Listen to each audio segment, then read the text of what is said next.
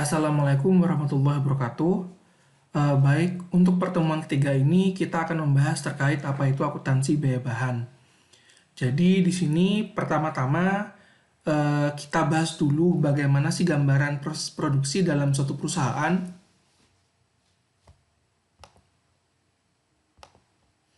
Baik, di sini kita sudah melihat terkait manufacturing physical flows. Di sini menggambarkan bagaimana sih proses produksi dari bahan mentah yang diproses menjadi barang jadi atau produk jadi. Jadi di sini kalian bisa lihat ada 3 komponen atau 3 hal yang kemudian diproses untuk menghasilkan produk jadi. Pertama ada material atau bahan baku, kemudian ada labor atau tenaga kerja, dan terakhir ada overhead atau biaya overhead pabrik. Ketiga aspek ini atau ketiga komponen ini kemudian diproses di dalam pabrik sehingga akhirnya bisa menghasilkan yang namanya finished good atau barang jadi. Ini merupakan alur fisik pemanufakturan. Nah, selanjutnya bagaimana aliran biayanya? Aliran biayanya tetap mengikuti 3 komponen tadi ya, tetap ada material, tenaga kerja, dan overhead. Di material ini nantinya akan dibagi ke dalam 2 jenis material. Yang pertama ada direct material dan yang kedua ada indirect material. Yang labor sendiri itu juga ada dua kategori. Yang pertama direct labor dan yang kedua indirect labor. Di sini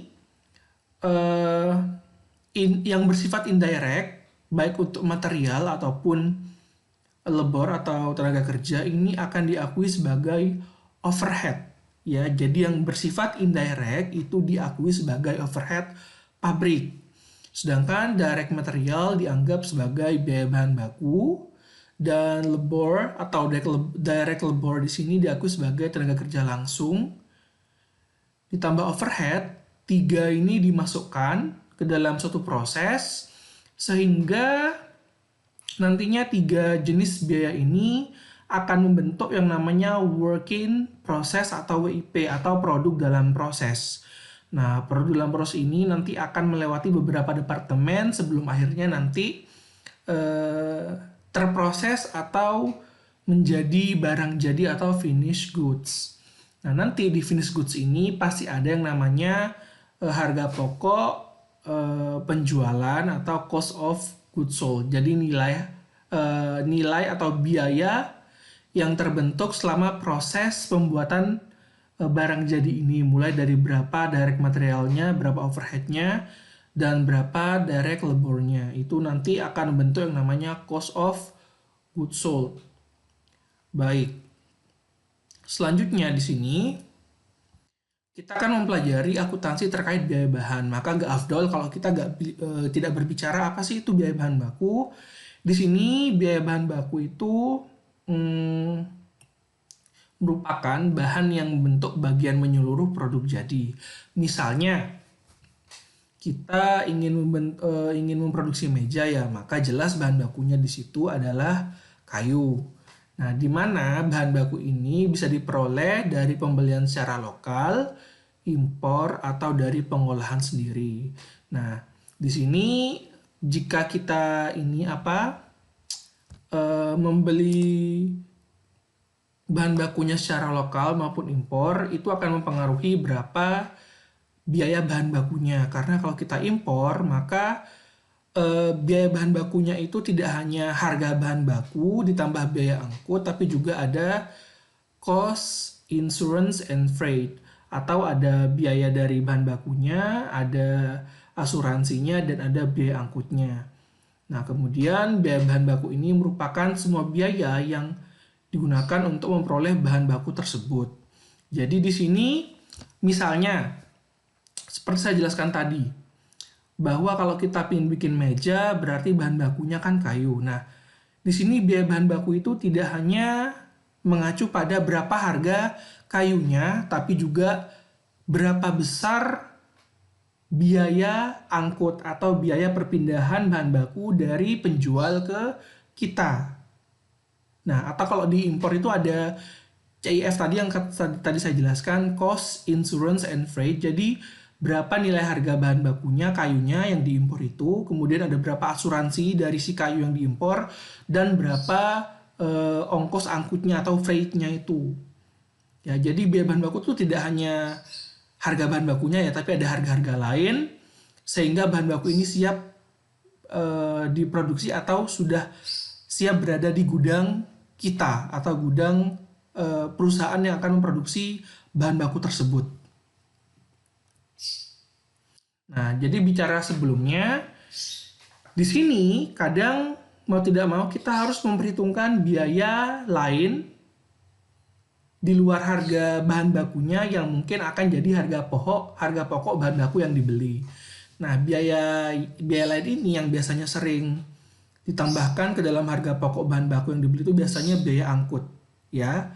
Jadi biaya angkut ini merupakan biaya yang lazim atau sering diperhitungkan ke dalam harga pokok bahan baku. Jadi nantinya biaya angkut ini akan menambah nilai dari bahan bakunya. Misalnya, harga kayu itu 10 juta dan kemudian biaya angkutnya 100.000, maka kita tidak bisa mengakui biaya bahan baku sebesar 10 juta itu, ya. Bukan hanya harga kayunya, tapi juga kita masukkan juga ongkos angkutnya atau biaya angkutnya. Maka dari itu, biaya bahan bakunya itu bukan 10 juta saja, tapi 10 juta 100. Seperti itu contohnya.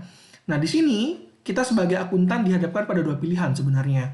Apakah kita akan mengakui biaya lain-lain tersebut ke dalam harga pokok atau tidak. Nah, kalau kita mengakui biaya bahan baku, kalau kita mengakui biaya lain-lain itu ke dalam harga pokok bahan baku, maka biaya tersebut akan menjadi penambah nilai biaya bahan baku atau harga pokok bahan baku yang kita beli.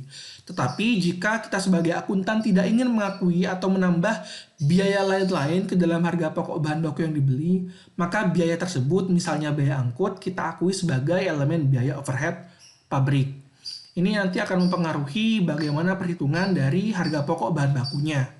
Nah, nantinya jika kita misalnya mengakui bahwa biaya angkut misalnya merupakan bagian dari bahan baku, dari biaya bahan baku, di sini ada beberapa cara atau metode yang kita gunakan untuk mengalokasikan biaya angkut ini.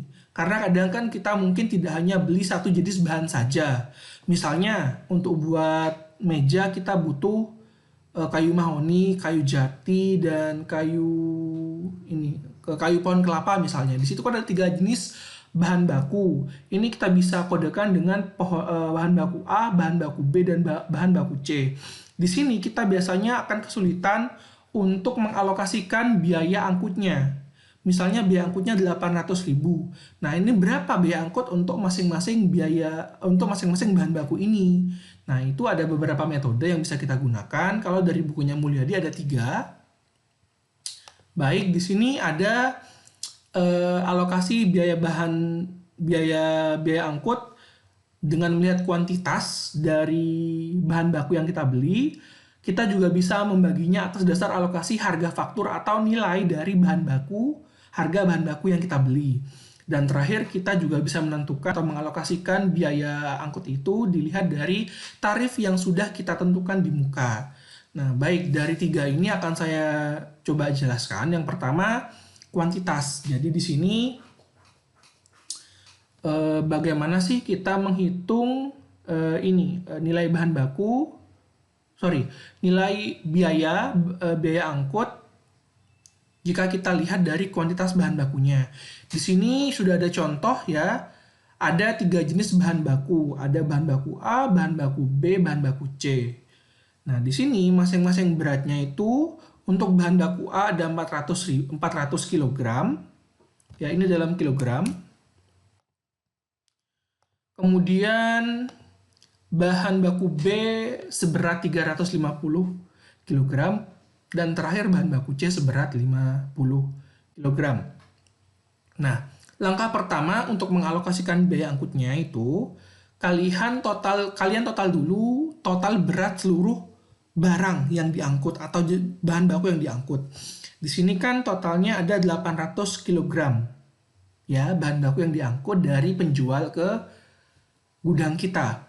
Di sini biaya angkutnya totalnya ya untuk 800 kg itu adalah Rp300.000 di sini.